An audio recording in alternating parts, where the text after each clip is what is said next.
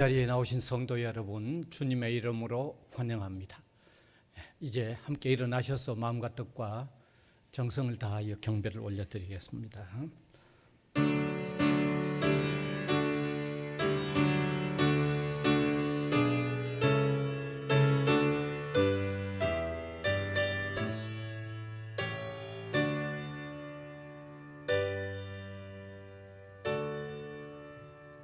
독생자 예수 그리스도를 보내주심으로 우리가 구원을 얻게 되는 놀라운 진리를 행하신 하나님,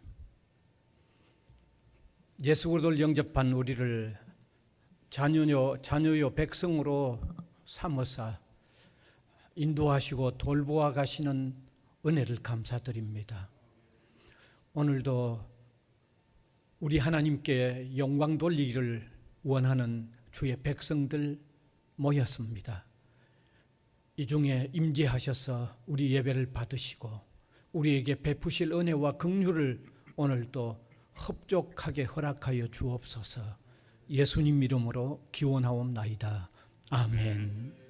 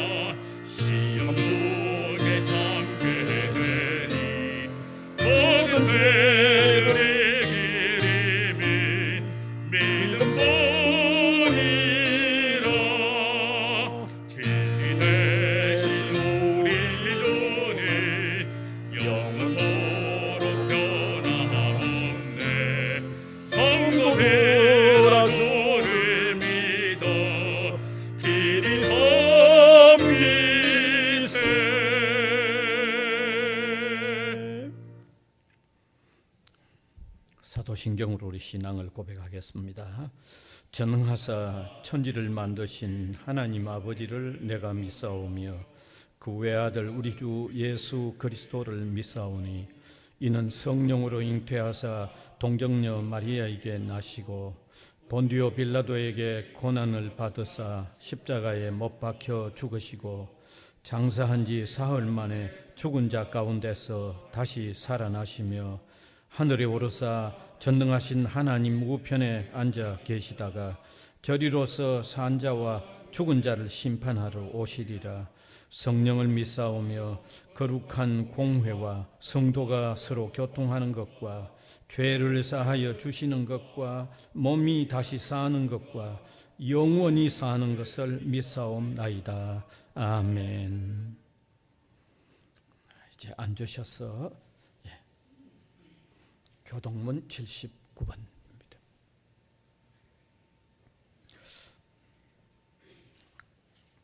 나는 포도나무여 너희는 가지라. 그가 내 안에 내가 그 안에 거하면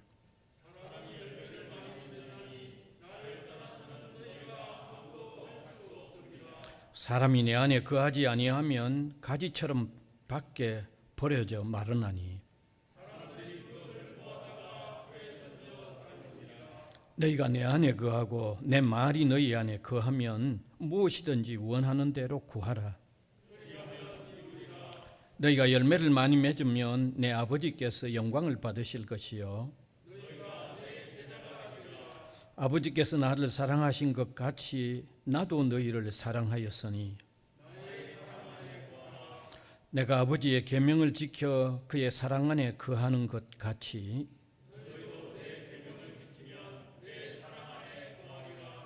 내가 이것을 너희에게 이르면 내 기쁨이 너희 안에 있어 너희 기쁨을 충만하게 하려 함이라. 아멘.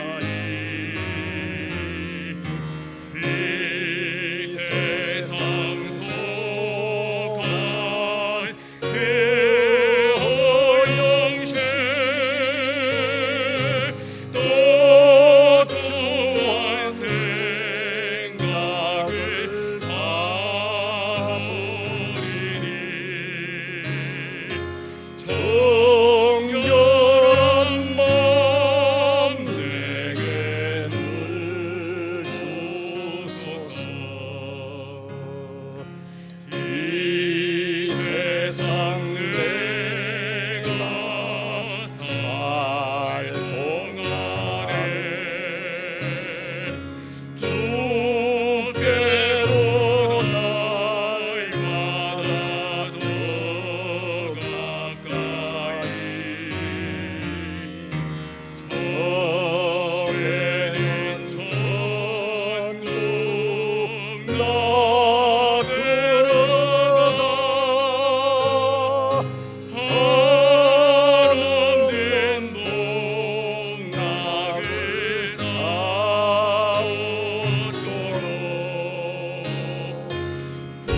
풍성하게 내게 주옵소서.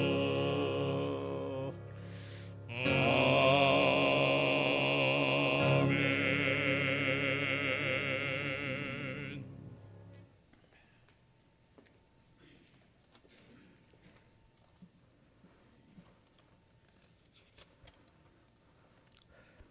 거룩하신 하나님, 존귀하신 주님의 이름을 찬양합니다. 태초에 천지를 창조하시고 창조 세계를 통치하시는 참 왕이 하나님이심을 고백합니다. 깨진 유리병 같은 우리를 십자가의 두 팔로 피 흘려 안아주신 주님의 사랑에 감사드립니다. 주님을 알기 전에 우리는 스스로 꽤 괜찮은 사람이라고 자부하며 살았습니다. 그러나 주님이 우리를 부르시고 당신의 빛 앞에 서는 순간 우리가 얼마나 연약하고 이기적인 사람인지 알게 되었습니다. 이런 우리를 긍휼히 여겨주시고 자기를 비워 종의 형체를 가지신 그리스도 예수의 마음을 품게 하여 주옵소서. 그리하여 변하지 않고 굳어버린 자기 중심적 신앙에서 자신만이 선하다는 종교적 위선에서 벼랑 끝에 몰린 이웃을 외면하는 거짓 종교의 틀에서 벗어나 참 사랑이신 주님의 삶을 우리도 살아가게 하옵소서. 기후위기로 세상 곳곳에 기상이변이 속출하고 많은 사람들이 교회를 떠나고 청년들이 교회에 등을 돌리고 있는 현실에 두려운 마음이 듭니다. 그런즉 깨어 있으라, 너희는 그 날과 그때를 알지 못한다고 하신 말씀을 무겁게 받습니다. 우리가 주님의 복의 통로가 되게 하여 주셔서 이 땅에 쌓는 것보다 하늘에 쌓은 것이 많게 하여 주시고 우리 교회가 젊고 명랑하고 용감하고 따뜻한 교회가 되게 하여 주셔서 병으로 가난으로 각종 폭력으로 벼랑 끝에 내몰려 있는 내 이웃을 주님 닮은 가슴으로 안아내게 하옵소서. 주님, 성지학원에 복을 주옵소서. 우리가 하나님을 경외하며 이곳에 머물다 가는 민족과 세계의 미래인 내 외국인 젊은 학생들을 잘 가르치고 섬기는 복을 주옵소서. 하나님 나라의 다음 세대가 잘 길러지는 현장이 되게 하옵소서. 주님을 우리의 말과 행동으로 외롭게 하지 않겠습니다. 주님이 아파하시는 그곳에서 주의 손과 발이 되겠습니다. 주님 주신 모든 것으로 내 이웃을 내 몸과 같이 사랑하겠습니다. 주님의 시간이 다가옴을 볼 때에 더욱 그리하겠습니다. 주님이 우리의 방패와 동행이 되어 주옵소서. 이 시간 목사님을 통하여 들려지는 말씀이 우리의 삶으로 이어지는 복을 주옵시고 매일의 삶이 예배가 될 수 있도록 도와주옵소서. 예수님의 이름으로 기도합니다. 아멘.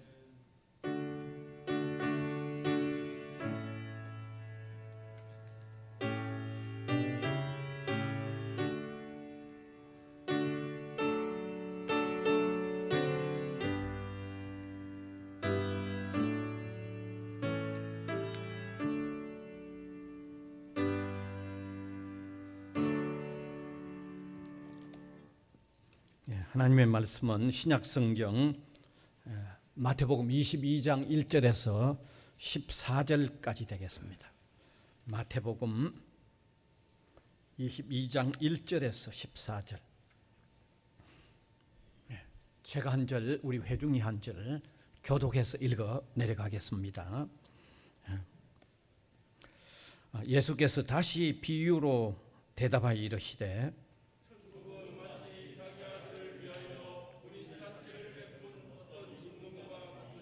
그 종들을 보내어 그 청한 사람들을 혼인잔치에 오라 하였더니 오기를 싫어하거늘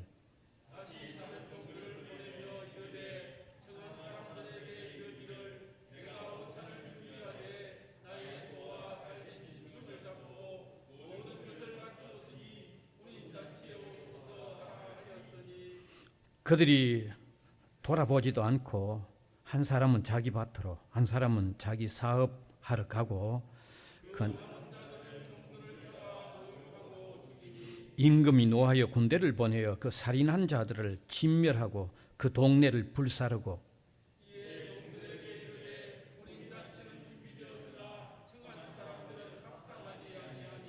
내거리 길에 가서 사람을 만나는 대로 혼인잔치에 청하여 오라 한데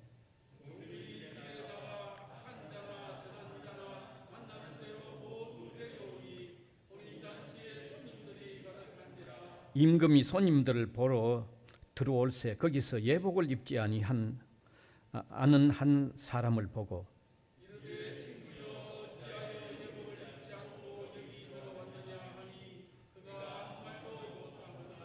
임금이 사환들에게 말하되 그 손발을 묶어 바깥 어두운 데에 내던지라 거기서 슬피 울며 이를 갈게 되리라 하니라.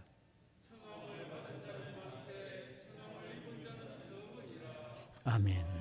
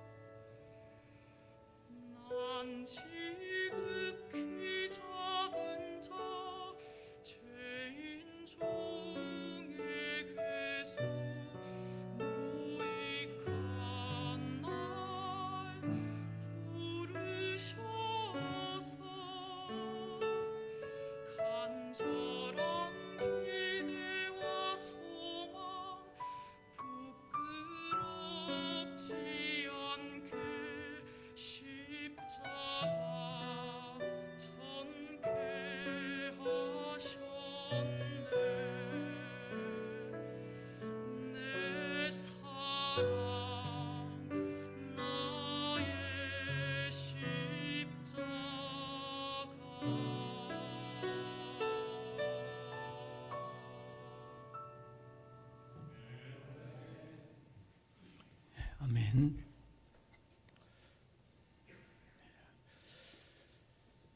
우리가 사는 세상 정말 생존 경쟁이 점점 더 심해 왔습니다. 삶의 경쟁 다양한 방면에서 계속 심화되어 왔기 때문입니다. 그래서 이 경쟁이 심한 세상을 사는 우리가 참 피곤하다 하는 것을 많이 느끼지 않을 수가 없습니다. 여러 면에서 참 경쟁이 심했습니다. 대학 입시 하나만 보아도 얼마나 경쟁이 심했는지 모릅니다. 그런데 또 이 경쟁도, 이 대학 입시의 경쟁은 또 어쩌면 점점 또 내려갈 것 같습니다.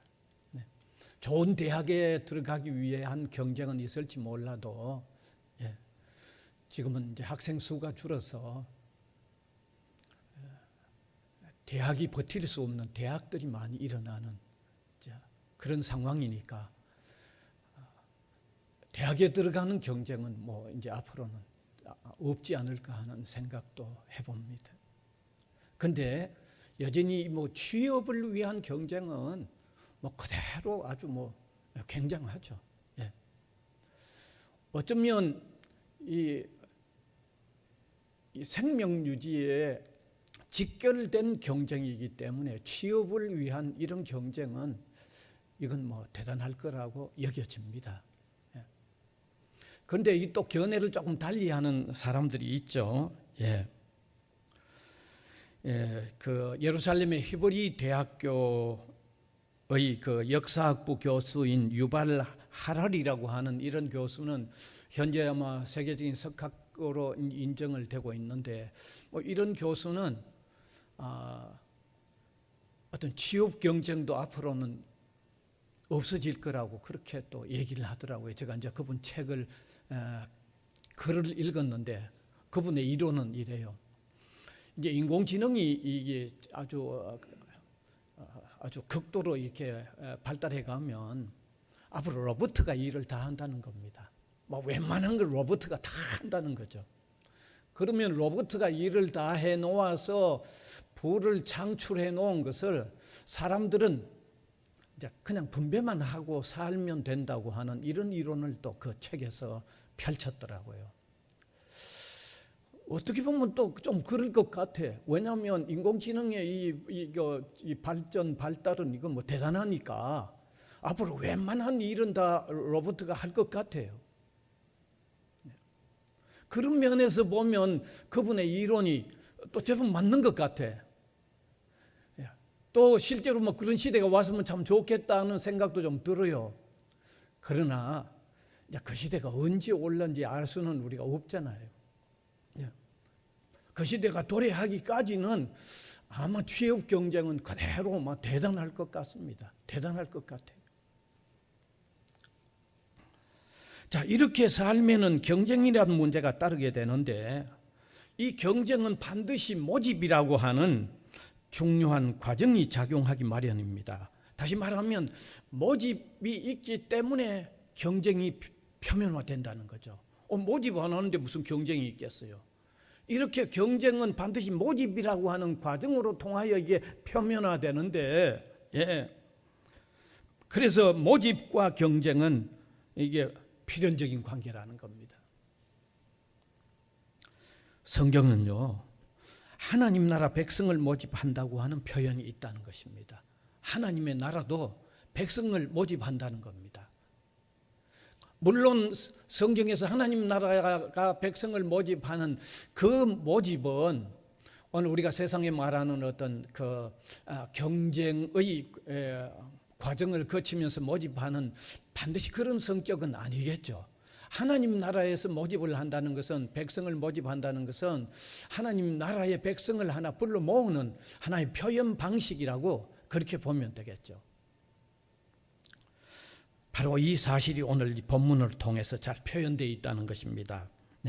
본문에 보면 같이 읽으셨습니다마는 혼인 잔치를 준비하고 잔치에 참여하는 사람들을 초대하여 이제 불러오는 것으로 표현이 되어 있습니다. 이게 모집이죠. 바로 여기 이 혼인 잔치라는 것은 하나님의 나라, 즉 천국을 의미하죠. 하나님 나라 천국을 비유적으로 혹은 은유적으로 표현하는 표현입니다. 오늘 읽은 이 말씀은 예수님이 직접 하신 말씀인데 이 혼인 잔치에 사람을 불러 모으는 과정을 통해서 하나님 나라에 속하는 백성들을 모집하는 것을 비유로 이렇게 설명하여 나타낸 내용입니다. 그래서 오늘 이 내용 자체를 저와 여러분이 한번 자상하게 머릿속에 그려보는 것이 대단히 중요할 것 같아서 그 내용 자체를 한번 살펴보기를 바랍니다. 이 내용은 이렇습니다. 한 임금이 자기 아들의 혼인을 위한 잔치를 배설합니다. 그리고는 종들을 보내서 이미 사전에 초청을 해놓은 사람들을 데리고 오도록 보냈습니다. 그런데 사전에 이미 초청을 받은 사람들이 모두가 오기를 싫어하는 거죠. 그래서 임금은 다시 종들을 또 보내서 그들에게 설명을 합니다. 여기도 성경에도 아주 자세하게 표현이 되어 있는데 아주 완전하게 완벽하게 준비되어 있다. 와서 즐기기만 하면 된다고 한 번 더 보냅니다. 그랬더니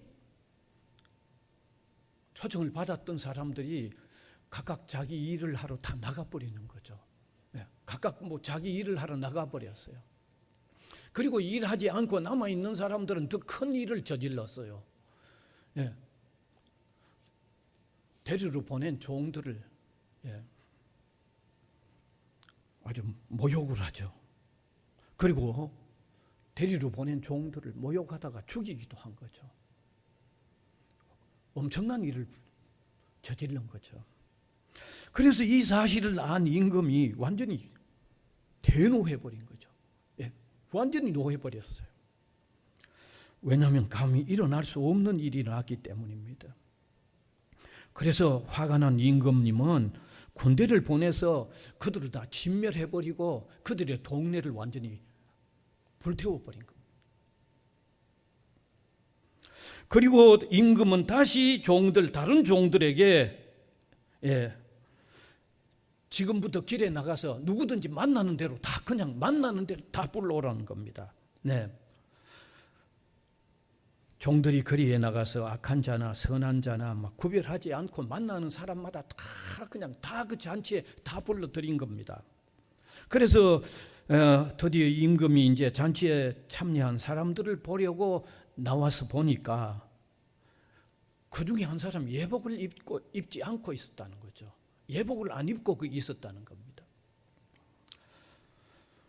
그래서 한번 그 임금이 그에게 물어봤는데 왜 예복을 안 입었냐고 물으니까 아무 대답도 못하는 거죠.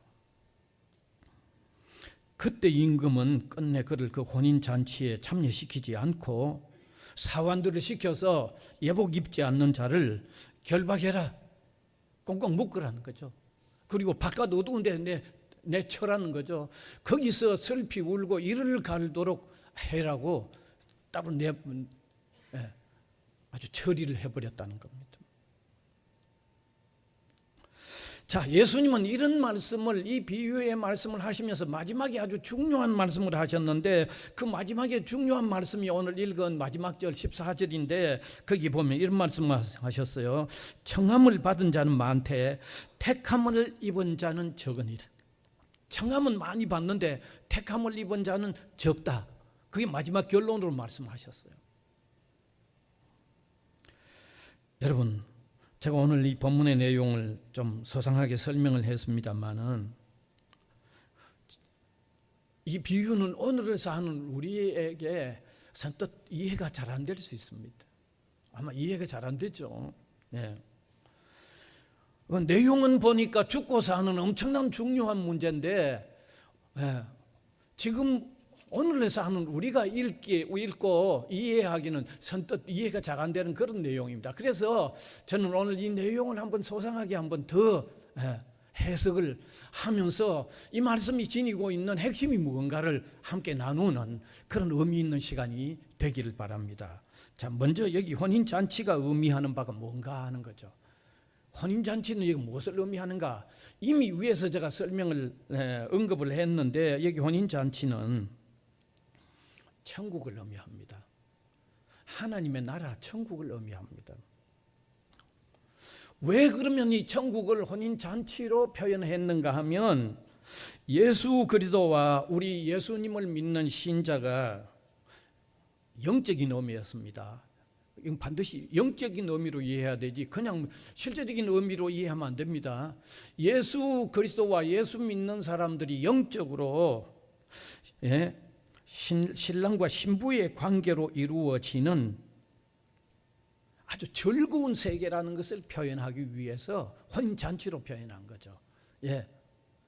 예수 그리스도와 예수 믿는 사람들이 영적인 혼인잔치가 이루어지는 어떤 낙원의 세계, 즐거움의 세계, 그런 세계가 천국이라는 것을 설명하기 위하여 혼인잔치로 표현한 것입니다.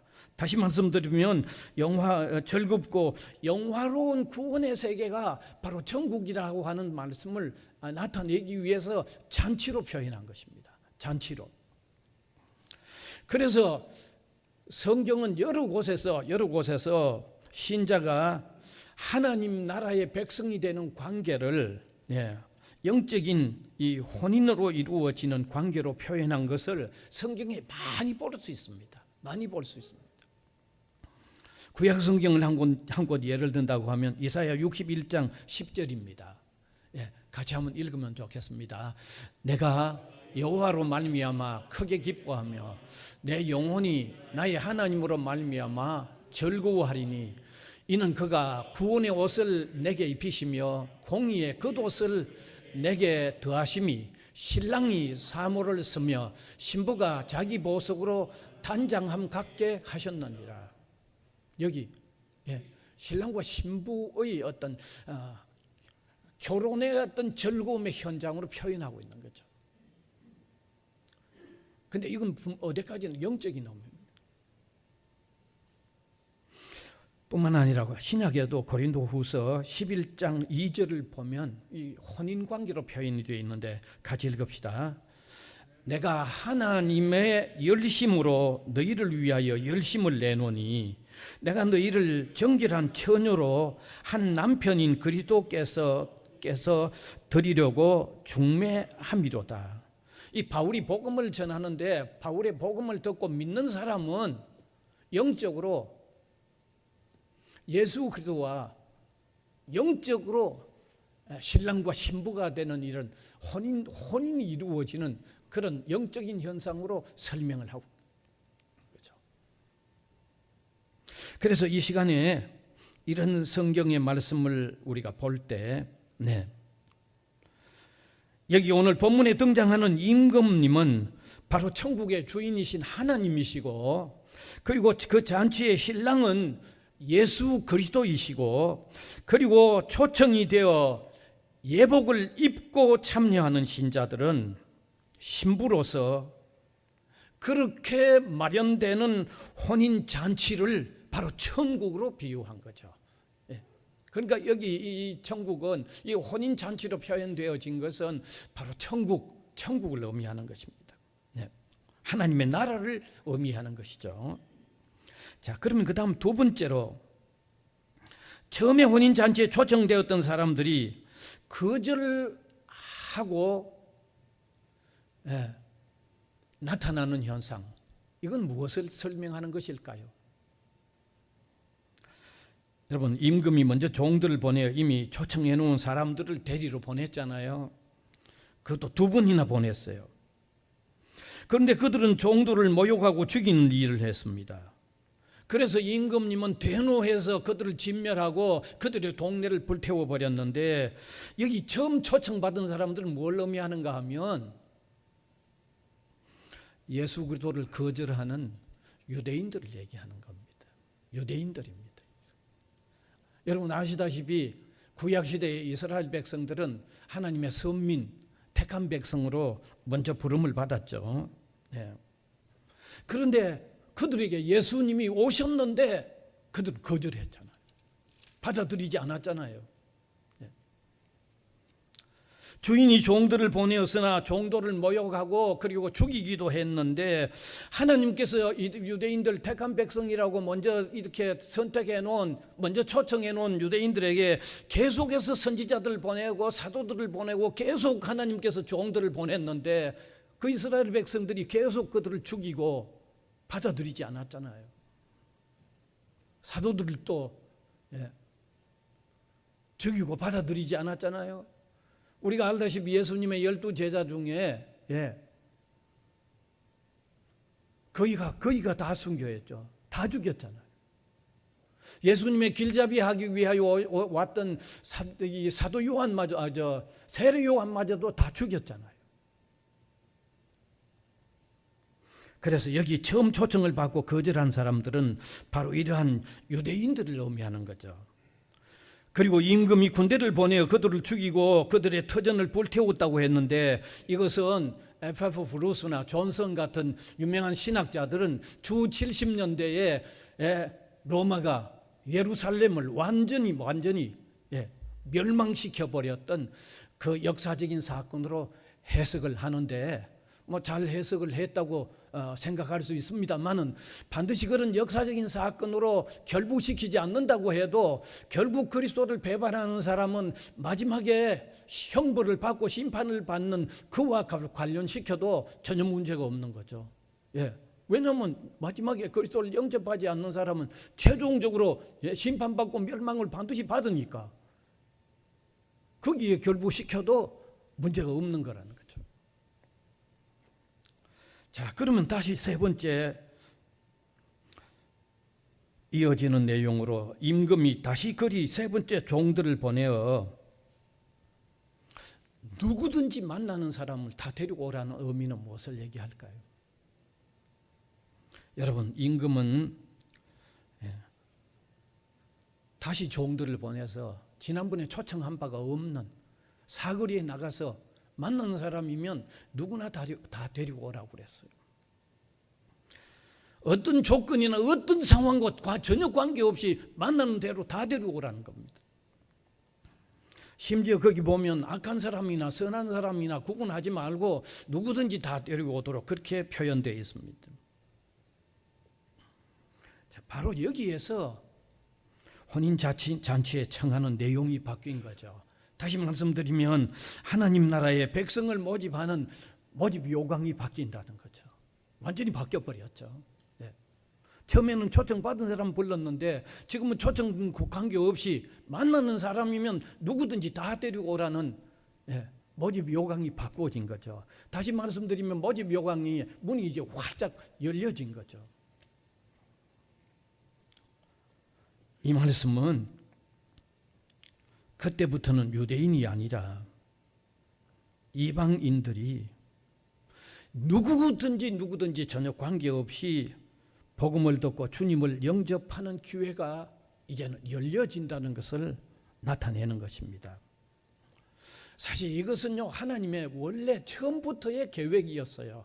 처음부터 하나님이 태초부터의 계획이 그러했어요. 그래서 우리가 바르게 알아야 하겠습니다. 하나님께서 구약시대 이스라엘을 선민으로 삼은 것은 하나님께서 이스라엘만 구원하기 위해서 이스라엘을 선민 삼은 게 아니라는 걸 아셔야 돼요. 왜 그러면 이스라엘을 먼저 선민으로 삼았느냐? 그것은 이스라엘을 특수하게 훈련시켜서 이스라엘로 통해서 만민이 구원받는 대로 들어오기 위한 특수하게 훈련시키는 사람으로 먼저 불러준 거죠. 그런데 이스라엘이 오해를 한 거죠. 특수하게 훈련시켜서 이스라엘로 통해서 만민이 하나님에게로 오도록 한 하나님의 그 의도를 모르고 특수하게 훈련시킨 그 하나님의 목적이 자기들만 하나님의 특수한 백성이 되도록 오해를 한 거죠. 그러니까 그들이 복음을 그 유대인들 외에 안 넘겨주는 거죠. 여러분, 그들이 만민이 구원받도록 하는 하나님의 계획을 그걸 오해하고 안 넘겨주면 그 민족을 붙들고 있을 리가 없잖아요. 그걸 치고 오히려 사방으로 복음이 나가도록 할 수밖에 없는 거죠. 바로 이 사실이 로마서 11장 25절에 기록이 되어 있습니다. 아주 중요한 말씀입니다. 이 말씀은요. 같이 한번 읽으면 좋겠습니다. 형제들아, 너희가 스스로 지혜 있다 하면서 이 신비를 너희가 모르기를 내가 원하지 아니하노니 이방인의 충만한 수가 들어오기까지는 이스라엘의 들어는 우둔하게 된 것이라. 여기 이방인들이 구원되는 일을 위해서 이스라엘은 우둔하게 했다고 돼 있는데, 지금 우리가 번역한 성경은 우둔하게 돼 있다고 돼 있지만 요 이전의 성경인 그거는 개역이라고 하는데, 이건 개역 개정이지만 개역 성경엔 우둔하게 되었다고 안 되어 있고 이스라엘의 들어는 완악하게 만들었다. 완악하게라고 되어 있습니다. 예, 사실 완악했잖아요. 잔치 초청하러 보내는 사람을 말이지 멸시하고 막 죽였으니까 아주 대단히 완악한 거죠.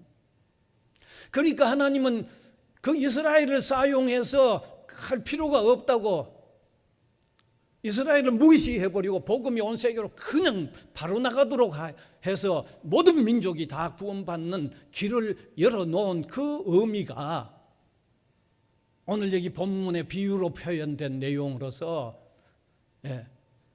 거리에 만나는 사람마다 누구든지 다 데리고 오도록 한 바로 그 의미죠. 사실 이러한 하나님의 뜻을 여기서도 이렇게 깨닫게 해주지만 예수님의 제자들 중에는 바로 이런 하나님의 뜻을 깨닫기 시작한 거죠. 특별히 베드로에게 깨닫게 해주셨어요. 그 성경을 우리 아마 그 내용을 아시겠죠. 베드로가 이제 환상 중에서 하늘에서 이 사각으로 된 보재기가 내려오는데, 그 하늘에서 내려온 보재기를 보니까 그 안에 각종 벌레들, 뭐 짐승들, 뭐 이런 게 그냥 보재기 안에 들어 있는 거죠. 하나님께서 하늘에서 그걸 먹으라고 그래요. 베드로가 거절하지 않습니까? 지저분한 거, 그 추한 거 먹을 수 없다고 거절하죠. 그러니까 보재기가 또 올라가 버렸죠. 근데 다시 두 번째 또 내려왔어요. 하나님이 깨끗하고 하다고 하는데 너가 왜 그거를 추하다고 하여서 안 먹느냐? 베드로가 또 거절했잖아요. 세 번째 올라갔다가 내려갔다가 올라가 버린 뒤에 베드로가 깨달은 게, 하나님께서 이방인의 구원의 문제를 깨닫게 해주신다는 것을 알게 된 거죠. 그리고 베드로뿐만 아니라 그 이후에 누가, 특별히 사도 바울 같은 사람은 그러한 하나님의 뜻을 명확히 깨닫고 이제는 복음을 들고 이방 세계에만 나가게 된 거죠. 이방에만, 유대인을 뛰어넘어서 모든 민족 이방에게만 복음이 나가게 한 거죠. 그래서 오늘 본문의 거리로 나가서 만나는 사람마다 데리고 오라는 일은 하나님 나라의 백성 모집이 적극적으로 유대인에서 이방인으로 확대되는 것을 아주 분명하게 보여주고 아주 명확하게 깨닫게 해주시는 거죠. 그런데 여기 심지어 사거리에 나가서 선인이나 악인이나 구분을 하지 말고 만나는 대로 다 데리고 오라고 했는데, 여기 선인, 악인, 이것 조금 해석이 필요한 겁니다. 여러분, 여기 하나님 앞에서 모든 사람이 죄인임을 성경은 분명히 선언하고 있는데, 그런데 악한 사람도 데려오고 선한 사람도 데려오라고 했다는 것은 우리가 이해를 하고 넘어가야죠. 이건 인간편에서의 얘기입니다. 인간편에서.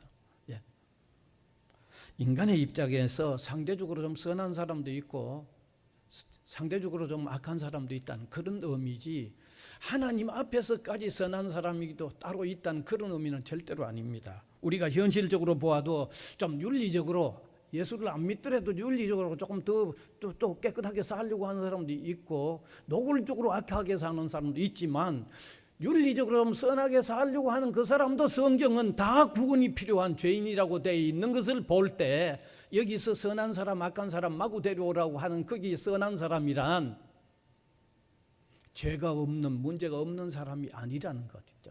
인간의 입장에서 상대적이라는 표현, 그 사실을 우리가 바로 이해할 필요가 있는 것입니다. 자, 그러면 이제 마지막으로 우리의 주의를 끄는 일이 발생을 했습니다. 임금이 혼인잔치 온 사람들을 보려고 나왔는데 예복을 입지 않은 사람이 한 사람이 있었다는 거죠. 여러분 생각해 보세요. 길에서 마구 불러왔는데 어떻게 예복이 어디 있을까요? 좀 이해가 안 되죠. 저도 이게 이해가 좀 안 돼서 상당한 이 학자들의 글을 좀 보는데 에페프 브루스 같은 사람은 그 당시의 풍습에 혼인잔치에 오면 그 잔치 집에서 준비했다가 준다는 거죠.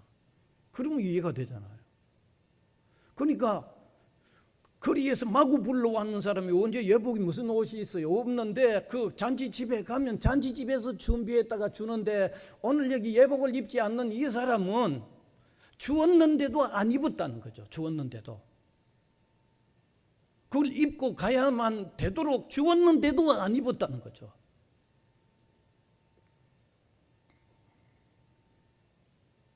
그래서 임금은 그를 보고 종들에게 수족을 결박해서 바깥 어두운 데 던져서 슬피 울며 이를 갈도록 했다는 겁니다. 여기 예복을 입지 않았다는 것은 핵심적으로 중요합니다. 이게 바로 핵심이에요. 네. 예수 그리스도를 믿음으로 의롭다함을 받지 못했다는 바로 그 사실을 얘기하는 거예요. 예수 그리스도를 믿음으로 의롭다함을 받지 못했다는 것을 바로 핵심적으로 표현하고 있는 것입니다. 그래서 결정적으로 하나님 나라의 백성이 될 수 있는 요건은 예수 그리스도를 믿음으로 의롭다함을 받아야만 한다는 거죠. 다르게 말씀드리면 하나님 나라의 백성이 될 수 없는 핵심 요건은 예수 그리스도를 믿지 않아서 의롭다함을 받지 못하면 하나님 나라의 백성, 그 혼인잔치에 택함을 받은 사람이 될 수 없다는 거죠. 이것을 역으로 바꾸어 말하면 예수 그리스도를 믿음으로 통하여 의롭다함을 받기만 하면 하나님 나라의 백성이 되고 오늘 여기에 혼인잔치에 그냥 청함을 받은 사람이 아니라 택함을 받는 사람이 된다는 사실을 보여주고 있습니다. 이것은 예수님께서 다른 곳에서도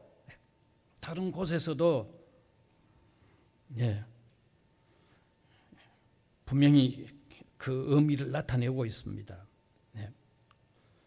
예수 그리스도를 영접하지 못하면 어렵다함을 받지 못하고 심판에 처할 수밖에 없다는 말씀을 분명히 말씀하고 있습니다. 마태복음 13장 41절에서 43절에 예수님이 직접 하신 말씀입니다. 같이 한번 읽어봅시다.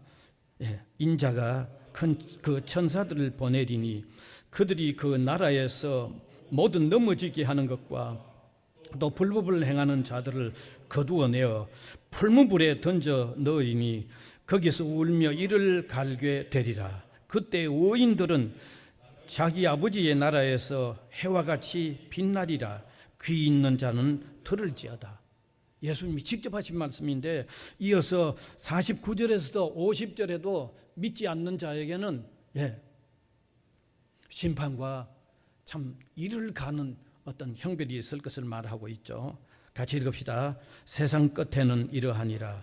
천사들이 와서 의인 중에서 악인을 갈라내어 풀무불에 던져 넣으리니 거기서 울며 이를 갈리라.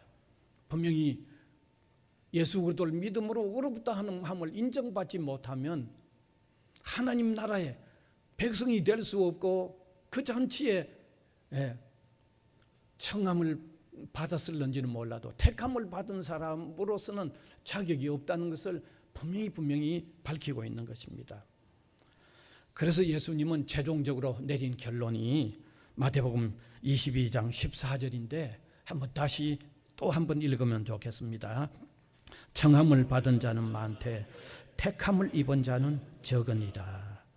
여러분, 이 말씀 복음을 들을 때, 복음을 전해줄 때 들을 수 있는 대상은 많다는 거죠.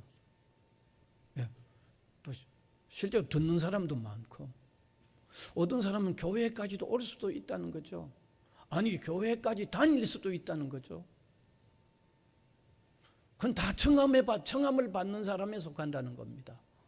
핵심은 예수 그리스도를 내 구주로 영접하느냐 하지 않느냐가 바로 예복을 입느냐 입지 않느냐의 핵심이라는 거죠. 바로 그게 핵심이라는 거예요.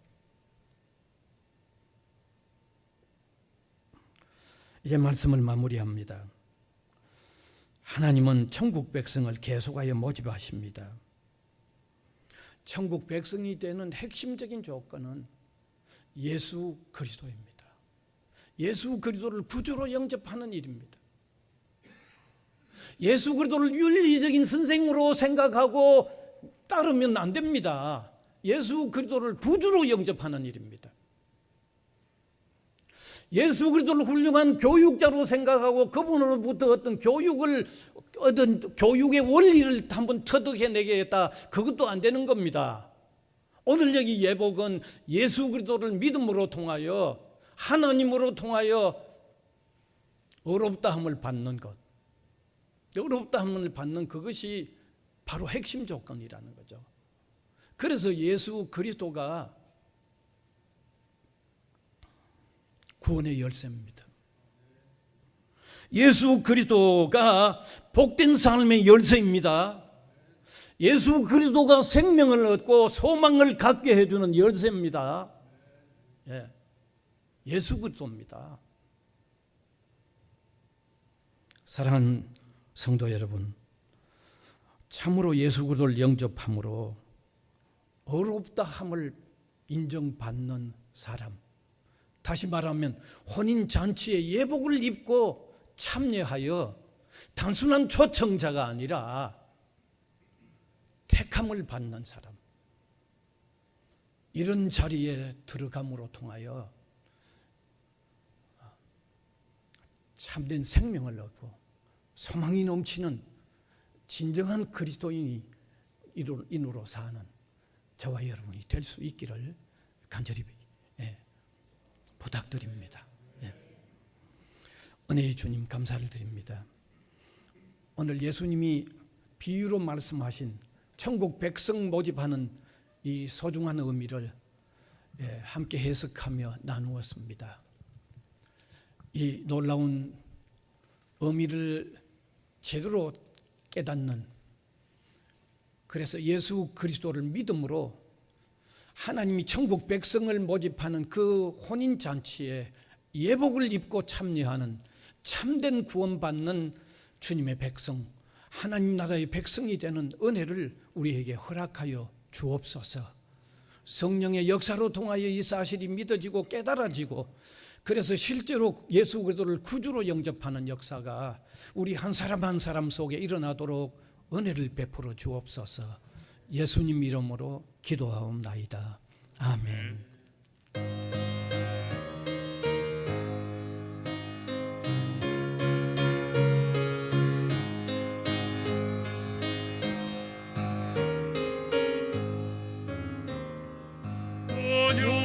주님의 음성 내 귀에 속삭이네.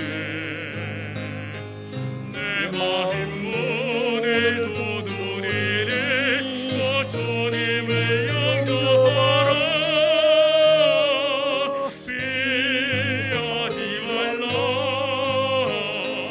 피하지 말라. 우리가 곁길로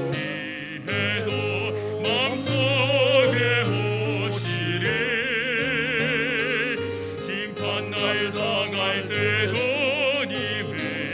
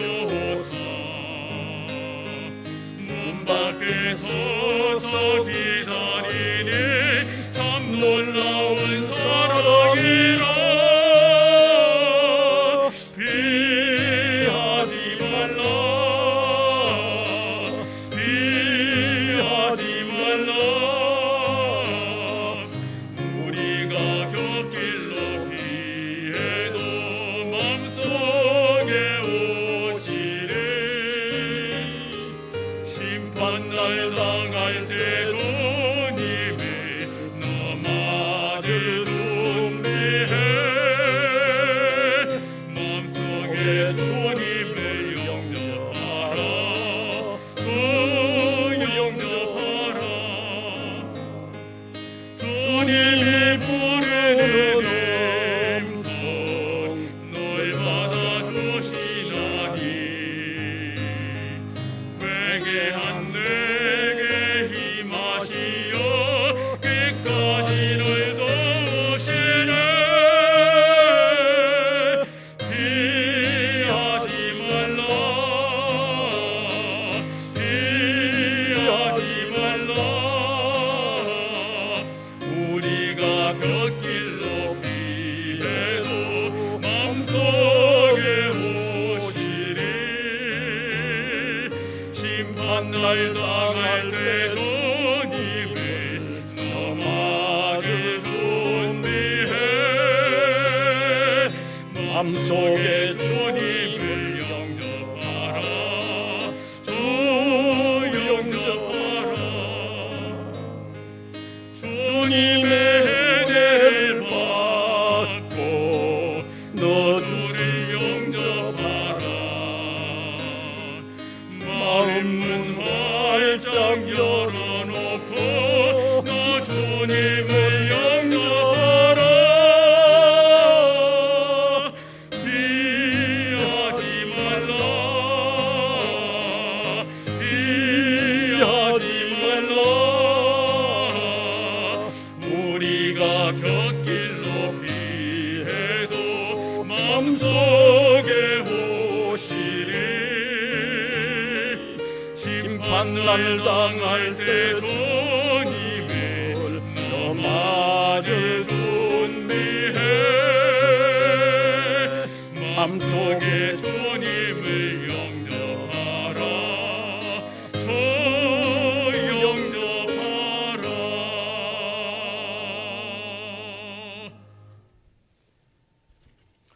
무한한 사랑의 초청을 감사를 드립니다.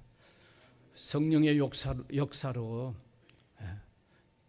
초청의 자리에만 있는 저희들이 아니라 택함을 입는 저희들이 되는 놀라운 역사를 계속해서 우리 교회로 통하여 이룩하여 주시옵소서. 이 시간도 참 이 놀라운 진리에 참여하게 된 것 감사해서 예배로 영광을 올려드리고 또 예물로 감사를 표현하는 그 귀한 손길들을 하나님 붙잡으시고 세상에 기쁨과 소망이 넘치도록 도와주시고 일할 이유가 있는 토대 위에 일해가며 땀 흘리는 대로 거두어들임이 있는 그래서 또한 주님의 나라와 영광을 위하여 활용하는 복된 삶으로 계속 이어지도록 은혜를 베풀어 주옵소서.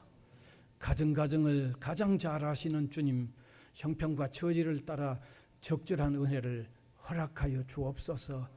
강건함들을 허락하여 주옵소서. 또 출산을 앞에 두고 있는 가정에 은혜로운 출산이 되도록 주님이 긍휼을 더하여 주시옵소서. 우리 학교 위에도 주님 계속하여 돌보아 주시고 우리 학교로 통하여 복음화되는 역사가 일어나도록 은혜를 입히워 주옵소서. 감사를 드리옵고 예수님 이름으로 기도하옵나이다. 아멘.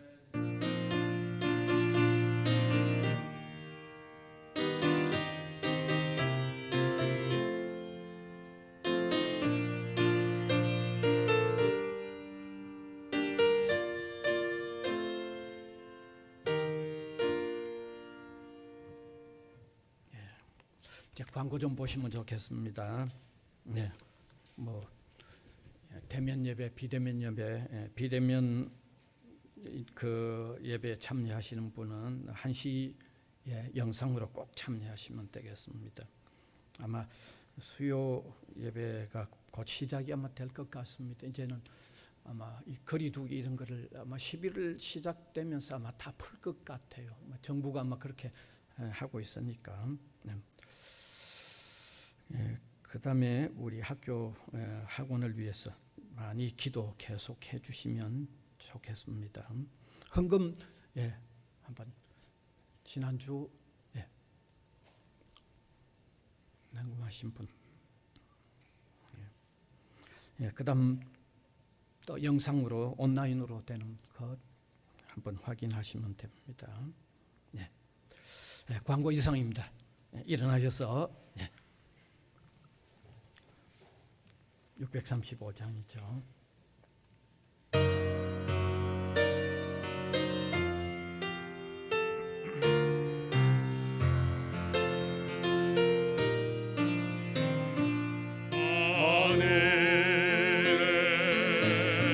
대신 아버지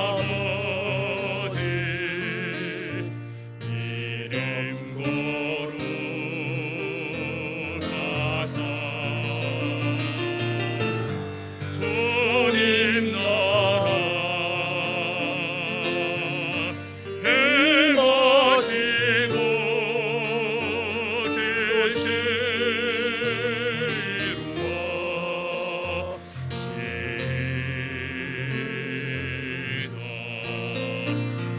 일용할 양식 주시고 우리들의 빈배 다 용서하옵시고 또 시험에 들게 마시고 악에서 구원하소서.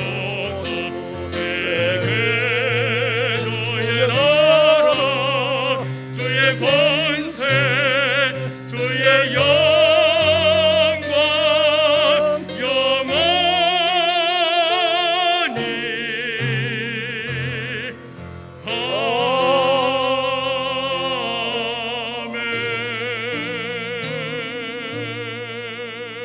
아멘.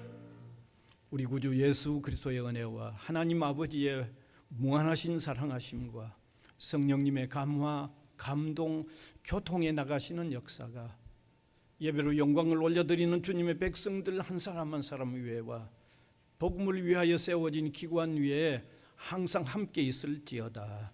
아멘.